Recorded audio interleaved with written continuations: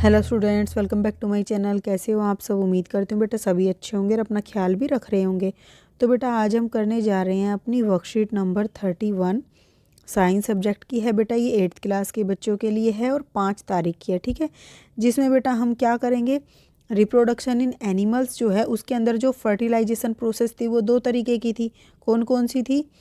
Internal और external. तो वो किन एनिमल्स के अंदर होती है, किस तरीके की होती है, उनको क्या बोला जाता है उन एनिमल्स को, और उन दोनों में क्या डिफरेंस होता है, ये सब हम जानेंगे। तो देखो, fertilisation it is the process where male and female gamete unite, यानी कि जुड़ते हैं, forming a structure known as zygote. यानी कि इन दोनों का क्या होता है बेटा, मेल और फीमेल गैमेट का फ्यूजन होता है, जहाँ से क्या होता है, एक नया जाइगोट बनता है, ठीक है। Which eventually develop into A photos. तो जो बेटा क्या होता है, धीरे धीरे भ्रूण में विकसित होता जाता है, ठीक है। फिर in the animal kingdom the process of fertilisation takes place in 2 veg.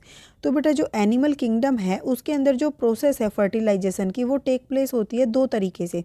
कौन कौन से? One where fertilisation take place externally, where the sperm egg fusion occur outside the female body are known as external fertilisation. जहाँ पर जो क्या नाम है, mail और फीमेल गैमेट का जो बेटा फ्यूजन होता है, यानी कि स्पर्म का और एग का, वो आउटसाइड होता है फीमेल बॉडी के, ठीक है, इसलिए उसको एक्सटर्नल बोला जाता है। And the other is where the sperm और एग फ्यूजन जो है वो अकर होगा इनसाइड द फीमेल बॉडी, ठीक है। This is known as the internal fertilisation. Okay, on this basis animals are categorised into oviparous and viviparous, ठीक है। इस बेस पर हम क्या करते हैं, एनिमल्स को 2 कैटेगरी में डिवाइड करते हैं, ओविपोरस और विवोपोरस, ठीक है, या विवीपेरस बोल लो बेटा या ओविपेरस बोल लो। तो देखो कौन से होते हैं बेटा, विवीपेरस या ओविपोरस। ओविपेरस एनिमल क्या है, these animals are egg laying, ठीक है, जो कि अंडे देते हैं। Internal fertilisation observed but the development of the embryo is through the external means. यानी कि बेटा इनके अंदर इंटरनल क्या नाम है, फर्टिलाइजेशन तो इंटरनल होता है, लेकिन जो डेवलपमेंट होता है एम्ब्रॉय का वो कहाँ पर होता है, एक्सटर्नल होता है, बाहरी तरीक़ों से। जैसे कि बेटा क्या होता है, मुर्गियाँ अंडे देती हैं तो उनके अंदर जो फर्टिलाइजेशन होता है वो इंटरनल होता है, ठीक है, फीमेल के। उसके बाद जो वो अंडे देती हैं बेटा वो क्या होता है, उनका एक तरीके से आप ये लगा लो एम्ब्रॉय, उसका जो विकास हो रहा है वो बाहर हो रहा है। हार्ड शेल जो उसके ऊपर होता है एग के प्रोवाइड प्रोटेक्शन, उसको वो सुरक्षा प्रदान करता है, बाहर है जो बाहर का वातावरण होता है उससे। वंस फोटस मैच्योर एग हैचीज, और जब बेटा ये जो फोटस होता है, भ्रूण विकसित हो जाता है तो ये टूट जाता है अंडा, ठीक है। एग्जाम्पल जैसे कि बर्ड के अंदर, फ्रॉग के अंदर, मेंढक।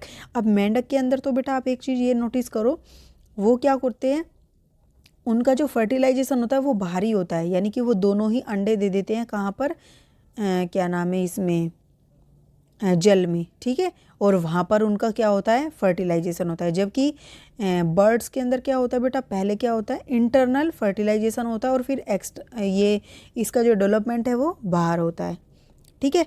अब विविपेरस एनिमल्स कौन से होते हैं, animals giving birth to offspring are known as the viviparous animal. यानी कि जो अपने ही जैसे युवा को जन्म देते हैं या शिशु को जन्म देते हैं उनको हम विविपेरस बोलते हैं। Development of the embryo and the fertilisation both occurs inside the female body. अब इनके अंदर बेटा जो डेवलपमेंट होता है एम्ब्रॉय का और फर्टिलाइजेशन, दोनों ही चीज़ें फीमेल के बॉडी पार्ट्स में होती हैं, ठीक है।